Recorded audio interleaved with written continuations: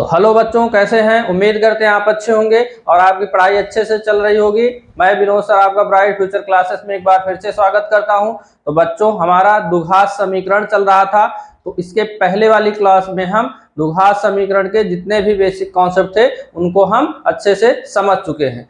तो आज की क्लास में हम एक्सरसाइज 4.1 स्टार्ट कर रहे हैं। तो इस क्लास में हम इस एक्सरसाइज के जितने भी क्वेश्चन हैं उन सभी क्वेश्चनों को हम एकदम आसान तरीके से सॉल्व करेंगे। तो आइए हम क्वेश्चन देखते हैं। तो देखिए, इसमें आपको करना क्या है, जांच करना है कि जांच कीजिए कि क्या निम्नलिखित द्विघात समीकरण है कि नहीं है। तो द्विघात समीकरण की पहचान क्या होती है, हम बेसिक की जो क्लास लिए थे उस क्लास में हम एकदम आसान तरीके से अच्छे से समझ चुके हैं। तो आइए हम क्वेश्चन सॉल्व करते वक्त आपको हम बताएंगे यहाँ पे कैसे आप देखकर बता सकते हैं कि द्विघात समीकरण है कि नहीं है। तो आइए हम क्वेश्चन फर्स्ट देखते हैं। तो क्वेश्चन नंबर फर्स्ट ये है। तो इस क्वेश्चन को आप पहले सॉल्व करेंगे, उसके बाद ही बता सकते हैं कि द्विघात समीकरण है कि नहीं है। तो पहले आप इसको सॉल्व कर लीजिए। ये दिख रहा है कि x + 1 का होल स्क्वायर। तो यहां पे a + b का होल स्क्वायर का जो फार्मूला पढ़े हैं उसे आप लगा दीजिए। तो क्या होता है, a² + b² + 2a × b। 2 का इसमें मल्टीप्लाई कर दो, तो 2 का x में करेंगे तो 2x, 2 का 3 में करेंगे तो 6 हो जाएगा। ये x², 1 का स्क्वायर 1, 2x और 1 का मल्टीप्लाई कर देंगे तो 2x हो जाएगा। ये 2x - 6 हो गया। अब सबको आप एक साइड में कर लीजिए। तो 2x इधर आ गया तो माइनस हो गया, 6 इधर आ गया तो प्लस हो गया। अब देख रहे हैं कि एक 2x प्लस का एक माइनस का कैंसिल हो गया। यहां बचा x² और क्या बचा, 6 और 1 बचा। दोनों प्लस में है, इनको जोड़ लेंगे तो ये 7 हो जाएगा = 0। तो देखिए, द्विघात समीकरण जो आपका होता है, अगर जो समीकरण है उसकी घात सबसे बड़ी 2 अगर होती है वो द्विघात समीकरण कहलाता है। तो सबसे बड़ी घात 2 है तो ये आपका क्या है, द्विघात समीकरण है।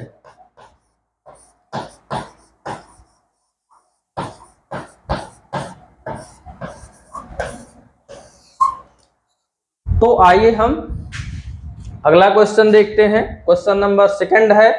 तो इसको भी आपको चेक करके बताना है कि द्विघात समीकरण है कि नहीं है। तो पहले आप सॉल्व कीजिए। x² - 2x, -2 का 3 में करेंगे तो -6, ये माइनस माइनस प्लस, 2 का x में मल्टीप्लाई करेंगे तो 2x। अब सबको एक साइड में कर लीजिए। तो 6 इधर आया तो +6 और 2x इधर आया तो -2x, इक्वल के बाद बचा 0। -2x और -2x समान चिन्ह होते हैं तो जुड़ जाते हैं, लेकिन चिन्ह नहीं बदलता।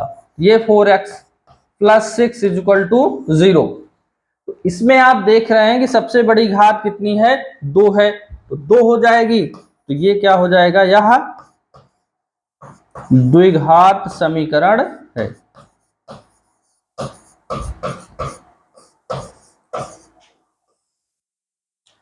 तो इस तरह से आप इसको चेक कर सकते हैं। अब हम अगला क्वेश्चन देखते हैं, क्वेश्चन नंबर थर्ड। इसको भी आप पहले सॉल्व कर लीजिए। सॉल्व करने का मतलब आप गुणा कर लीजिए, उसके बाद देखिए कि इसकी सबसे बड़ी घात 2 आ रही है कि नहीं आ रही है। तो देखिए, x का x में गुणा करेंगे तो x², x का 1 में करेंगे तो x, -2 का x में करेंगे तो -2x, -2 का +1 में करेंगे तो -2।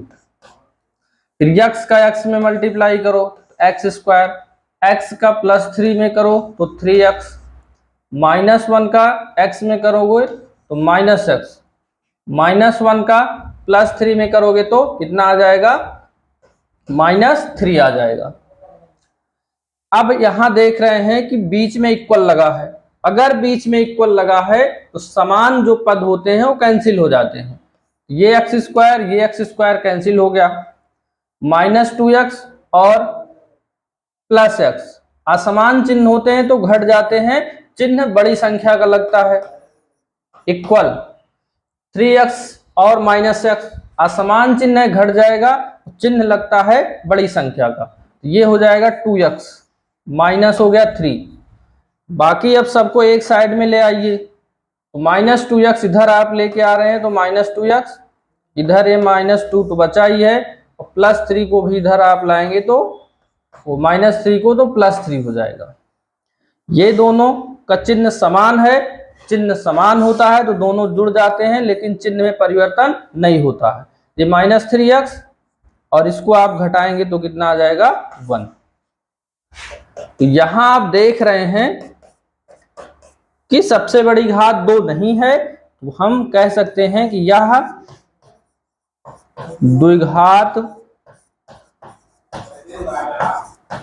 द्विघात समीकरण नहीं है।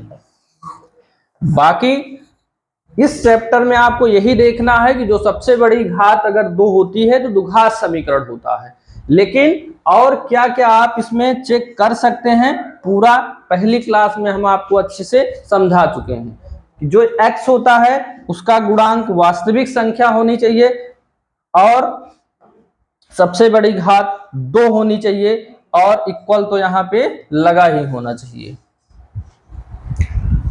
तो देखिए ये जो भी आपके क्वेश्चन है इसमें गुणा भी करना है, जोड़ना भी है, घटाना भी है। तो अगर किसी को गुणा करना कुछ प्रॉब्लम आ रही है या जोड़ने में प्रॉब्लम आ रही है तो आप लोग बेसिक बीजगणित की एक क्लास है उसको आप देख लीजिए, तब आपको गुणा करने में जोड़ने में कोई भी प्रॉब्लम नहीं आएगी। उसके बाद आप इस चैप्टर को सॉल्व करेंगे तब आपको आसानी से समझ में आ जाएगा। तो आइए हम अगला क्वेश्चन देखते हैं। तो क्वेश्चन नंबर 4 इसका जो चौथा पार्ट है वो भी सेम उसी तरह दिख रहा है जैसे पीछे आपको गुणा करना है। तो चलिए देख लेते हैं इसको भी। x का 2x में करेंगे तो 2x स्क्वायर, x का 1 में मल्टीप्लाई करेंगे तो x, -3 का 2x में करेंगे तो 3 दूना 6x, -3 का +1 में करेंगे तो -3, x का x में करेंगे तो x स्क्वायर, x का 5 में करेंगे तो 5x हो जाएगा, सबको x, तो यह भी घट जाएगा। तो -6x से +x घटाएंगे तो -5x हो जाएगा। इन दोनों को इधर ला लीजिए बाईं तरफ, तब बाईं तरफ आएगा दोनों का चिन्ह बदल जाएगा और इक्वल के बाद बचेगा 0। तो 2x स्क्वायर में से 1x स्क्वायर माइनस करेंगे तो कितना आ जाएगा +x स्क्वायर, +5x को -5x और -5x दोनों को जोड़ देंगे तो 5 5 10x और यहाँ पे बचा है 3 बराबर 0।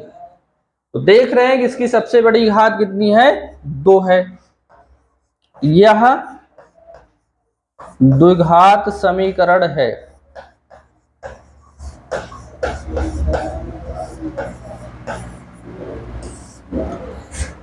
तो ये आपका हो गया। अब हम देखते हैं अगला क्वेश्चन।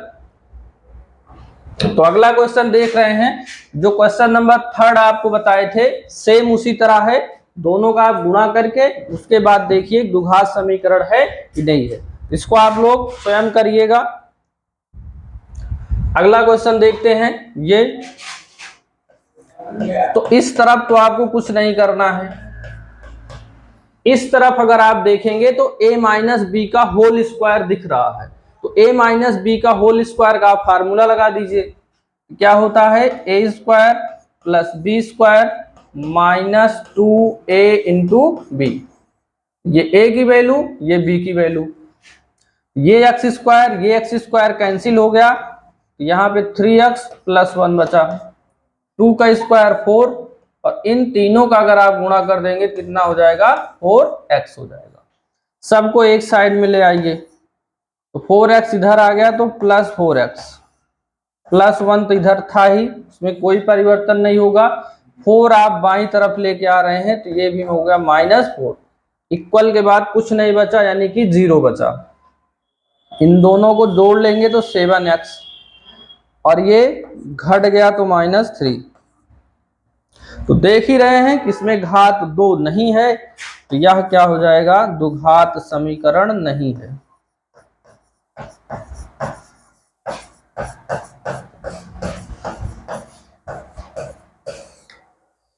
तो आइए अब हम अगला क्वेश्चन देखते हैं इसी तरह। तो यहां पर भी आप देख रहे हैं इन दोनों का हमको क्या करना है, सॉल्व करना है। तो इसमें आप a प्लस बी का होल क्यूब का फार्मूला लगाएंगे और इन दोनों का आप क्या करेंगे, मल्टीप्लाई करेंगे। तो चलिए देख लेते हैं। तो a प्लस बी का whole cube, a plus B का होल क्यूब होता है a cube plus B cube plus 3a into B, bracket में a प्लस बी होता है। इसका गुणा कर दो तो ये हो जाएगा 2x क्यूब, गुणा में घातें जुड़ जाती हैं, माइनस 2x का 1 में करेंगे तो 2x हो गया। तो ये x क्यूब, 2 का क्यूब होता है 8, इसका दोनों गुणा करेंगे तो ये 6x हो जाएगा, यहाँ पे x प्लस 2, और ये आपका 2x क्यूब। अगर इसको आप यहाँ क्या करते हैं, इधर ला लेते हैं, यानी कि बाईं साइड में, ये माइनस और ये हो जाएगा प्लस 2x इक्वल टू 0। अब चलिए थोड़ा सा और सॉल्व करते हैं। तो 6x का x में मल्टीप्लाई करेंगे तो 6x स्क्वायर प्लस 6 का 2 में करेंगे तो 12x minus 2x cube plus हो गया 2x इक्वल टू 0। अब सजाती पद जो है वापस में जुड़ घट सकते हैं, तो माइनस 2x क्यूब से प्लस x क्यूब घटाएंगे तो कितना आ जाएगा, minus x cube. x square अकेला ही है, उसको आप लिख दीजिए। फिर 2x है यहाँ पे 12x है, जोड़ेंगे तो कितना हो जाएगा 14x, और प्लस 8 है बराबर 0। यहाँ पे सबसे बड़ी घात 3 हो गया, ये द्विघात समीकरण आपका नहीं होगा, यह द्विघात समीकरण नहीं है।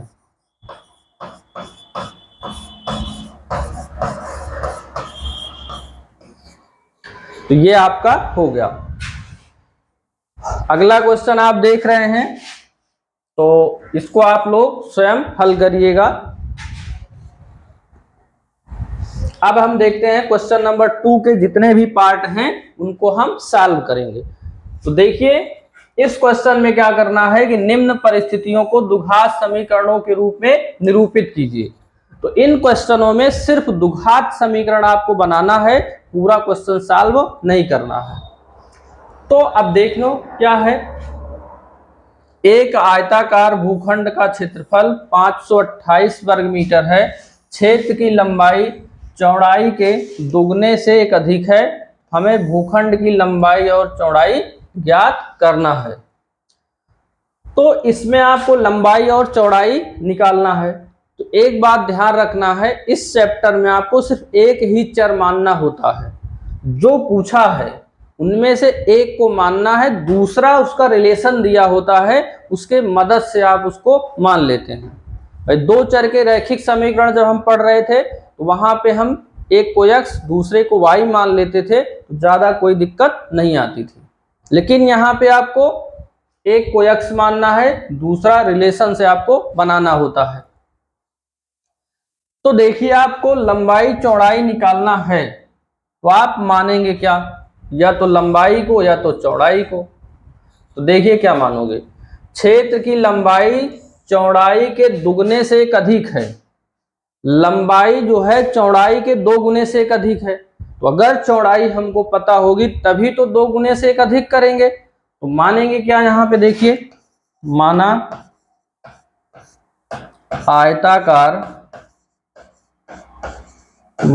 आयताकार भूखंड की चौड़ाई कितना हो गई, x मीटर। तो लंबाई क्या बन जाएगी आपकी, रिलेशन हमको दिया हुआ है, चौड़ाई के दुगने से एक अधिक है। 2 गुना बोला तो चौड़ाई में 2 का गुणा कर दिए, अधिक बोला तो 1 जोड़ दिए। तो ये हमारा क्या बन गया, लंबाई आपका। अब देखते हैं प्रश्नानुसार क्या हमको दिया हुआ है।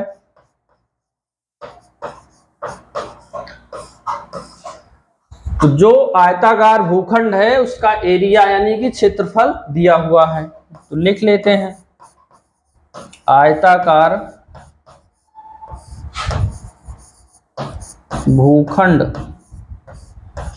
का क्षेत्रफल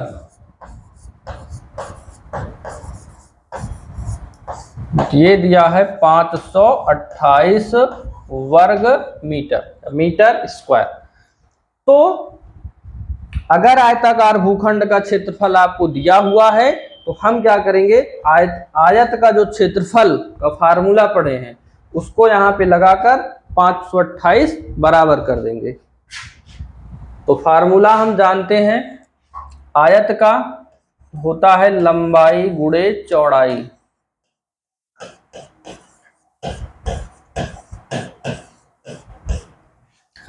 तो बराबर कितना है 528। तो लंबाई हम कितना माने हैं 2x + 1 और चौड़ाई माने हैं x = हो गया 528। x का गुणा कर दीजिए तो 2x² और x का 1 में गुणा कर देंगे तो +x।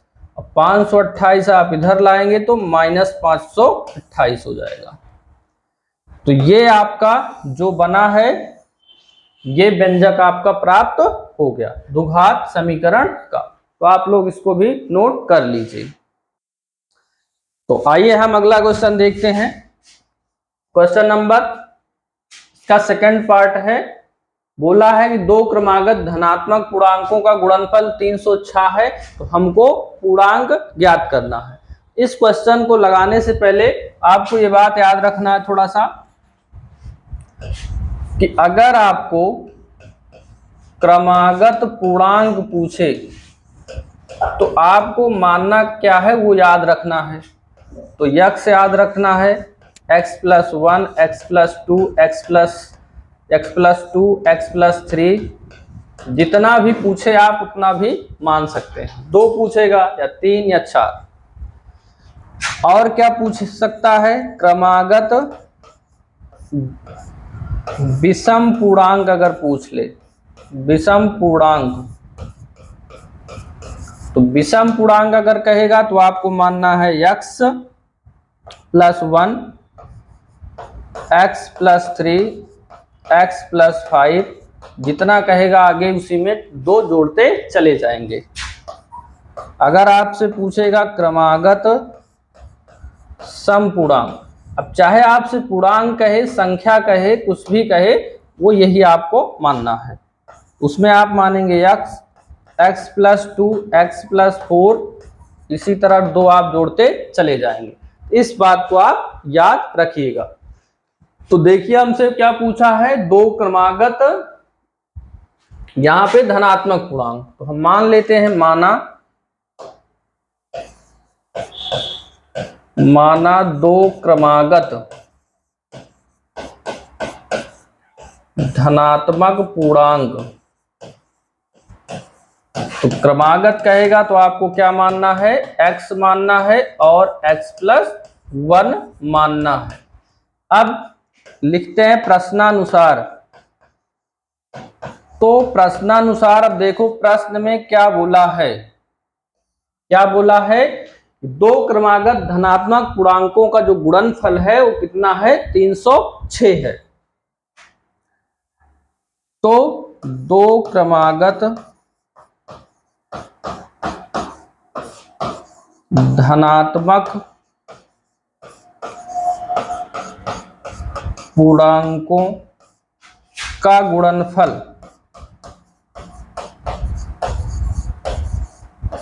कितना दिया है, 306। तो दोनों जो माने हैं उन्हीं का क्या कर देना है, गुणा कर देना है। यही बोला है कि धनात्मक पूर्णांकों का जो गुणनफल है 306 है।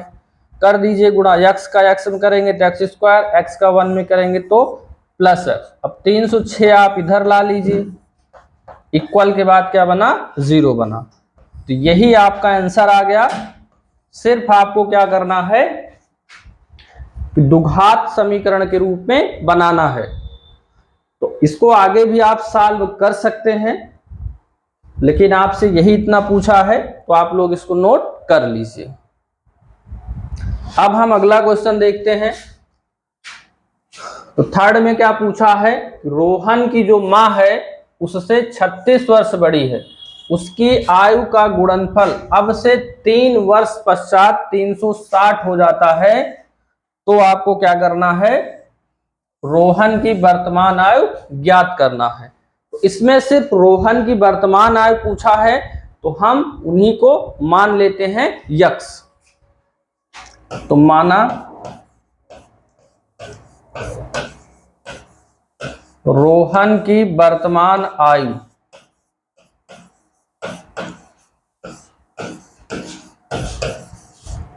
x वर्ष यहां पे मान लेते हैं। अब उसकी मां की आयु क्या है, रोहन की जो मां की आयु है तो 26 साल बड़ी है, तो x में 26 हम जोड़ देंगे। तो यहां पे लिखते हैं तथा रोहन के मां की वर्तमान आयु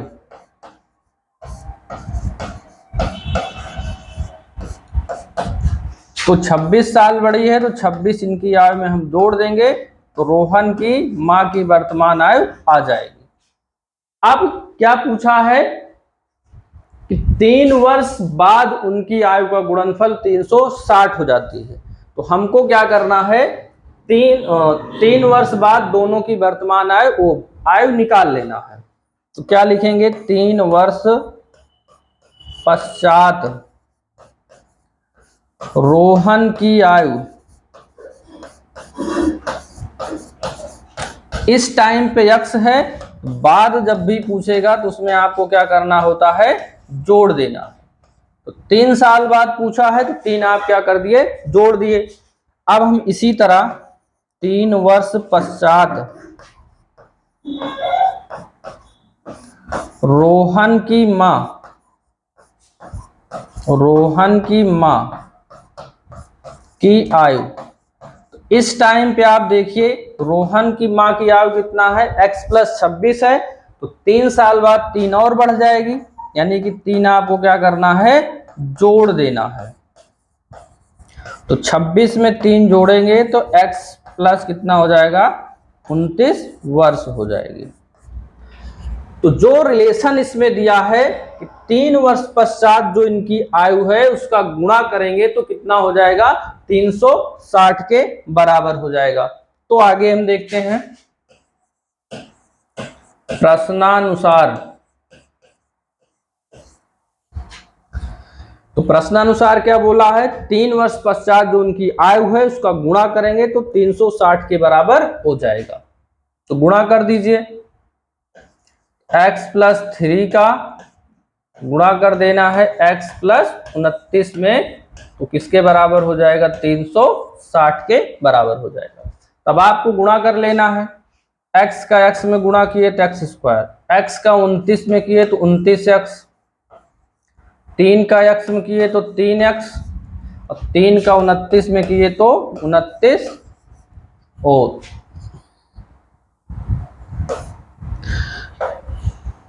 उसके बाद 3 का 29 में करना है तो कितना हो जाएगा आपका, 87 बराबर हो जाएगा 360। तो अब देखिए x² 29 और 3 जुड़ जाएगा तो कितना हो जाएगा, 32x हो जाएगा, प्लस है 87।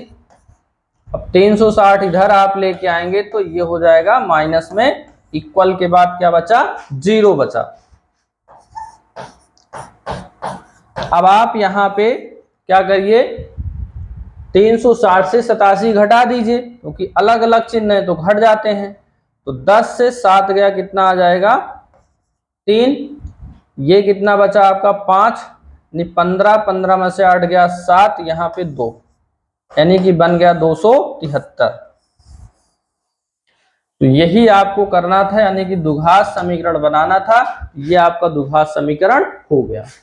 तो आप लोग इसको भी नोट कर लीजिए। हम अगला क्वेश्चन देखते हैं, क्वेश्चन नंबर 4। ये कहा है कि एक रेलगाड़ी 480 किलोमीटर की दूरी समान चाल से तय करती है। यदि इसकी चाल 8 किलोमीटर कम होती है, वह उसी दूरी को तय करने में 3 घंटे अधिक लेती है। तो हमें रेलगाड़ी की चाल ज्ञात करना है। तो देखिए, जो आपको ज्ञात करना है उसी को हमको क्या मान लेना है, यक्स मान लेना है। तो सबसे पहले हम मान लेते हैं कि माना रेलगाड़ी की स्पीड यानी कि चाल कितना हो जाएगी, x किलोमीटर प्रति घंटा, और दूरी आपको दी गई है।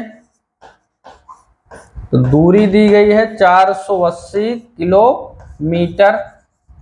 अब देखिए कि अगर चाल x किलोमीटर प्रति घंटा है, दूरी 480 किलोमीटर है, तो हमको ये पता लगाना है इतना दूरी जाने में उसको कितना टाइम लग रहा है। तो यहाँ पे हम लिखेंगे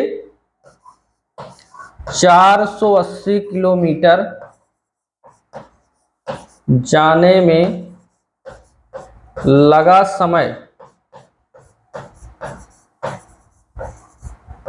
तो समय बराबर सूत्र होता है दूरी बटा चाल होता है।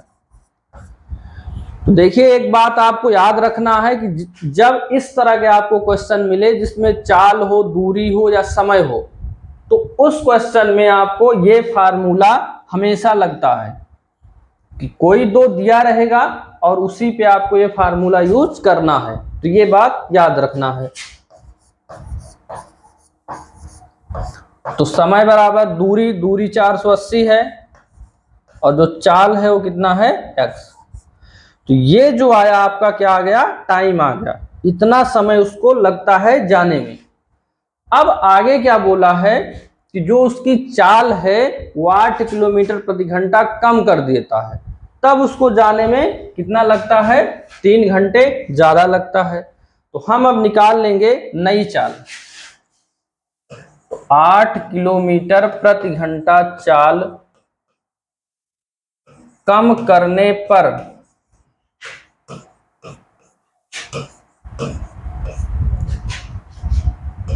नई चाल, जब 8 कम कर देंगे तो पहले चाल x थी, 8 कम कर दिए तो माइनस हो गया, तो ये हो गई किलोमीटर प्रति घंटे, इतना हो गई। अब हमको पता करना है कि जब चाल कम हो गई तो उसको जाने में कितना समय लग रहा है। तो लिखेंगे नई चाल से 480 किलोमीटर जाने में लगा समय,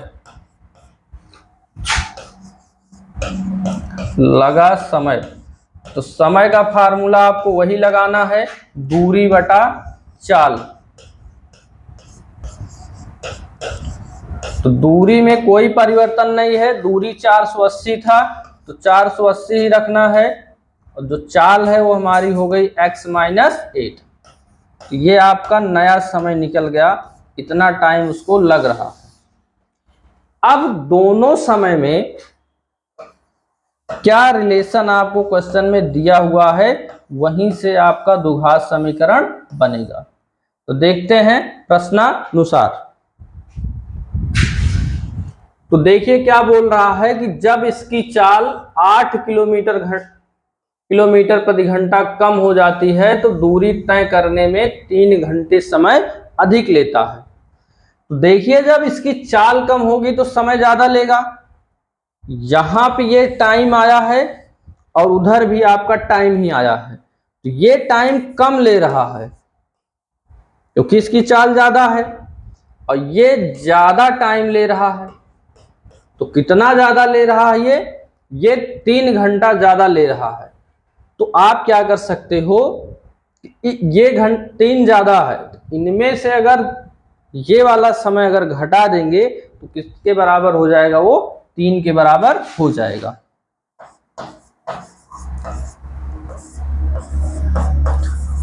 तो पहले वाला समय कम था, उसको हम घटा दे तब वो किसके बराबर हो जाएगा, 3 के बराबर हो जाएगा। अब इसी को सॉल्व करना है, तो देखिए कैसे सॉल्व होगा। हर का हर में गुणा कर दो, तिरछा गुणा, x का 480 में करोगे तो 480x, माइनस माइनस है तो ब्रैकेट का यूज करेंगे, x का 480 में करेंगे तो 480x, माइनस 8 का 480 में करेंगे तो माइनस 8 का 0 0, 8 अठाई 64, 8 चौक 32 और 32 6 हो गया 38, बराबर किसके हो गया, 3 के हो गया। अब इसको आप सॉल्व कर लीजिए, देखिए तो 480x ब्रैकेट हटाएंगे तो माइनस 480x हो जाएगा, और ये देखिए कितना है, ये हो गया आपका प्लस, तो प्लस कितना हो जाएगा 38 40, नीचे आपका जो है उसका गुणा कर लीजिए, x का x में गुणा करेंगे तो x स्क्वायर, x का 8 में करेंगे तो 8x, बराबर कितना है 3। देखिए एक प्लस का एक माइनस का, ये दोनों क्या हो गया, कैंसिल हो गया, ऊपर बचा कितना 38 40, नीचे क्या बचा x स्क्वायर माइनस 8x आपका यहाँ पे बच गया,